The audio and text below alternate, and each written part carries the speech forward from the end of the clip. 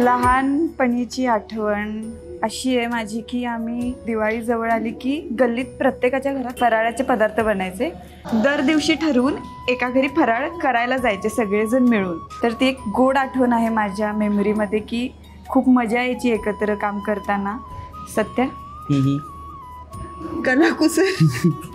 तर माझी लहानपणाची आठवण अशी आहे की आम्ही दिवाळीत किल्ले बनवायचो आणि कुंभार लोक जे होते ते गाढवावरनं माती विकायचे. मग 5 रुपयाला एक मातीचं पोतं असं मिळायचं. पण आमचा अट्टहास असा असायचा की असं विकत माती घेण्यात काय मजा आहे. स्वतः नदीवर जायचो मित्रांसोबत आणि मग सायकलवर माती टाकून ती घेऊन यायचो. त्यानंतर मोहरी टाकून त्याच्यावर पूर्ण हिरवागार करायचा किल्ला. आणि मी एक विहीर बनवली होती.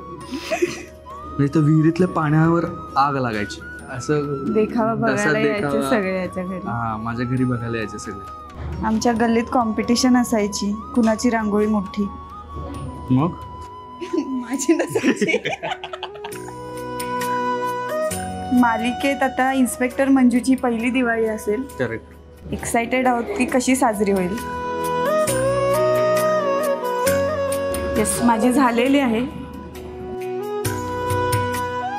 Very nice. मुद्दाम सोनेरी रंगाचा वापर केला कारण मोनिकानं सोनेरी रंग घातला. तर खास तुझ्यासाठी. आणि हा लाल रंग माझ्या प्रेमाचा रंग आहे. तुम्हा सगळ्यांना दिवाळीच्या खूप खूप शुभेच्छा.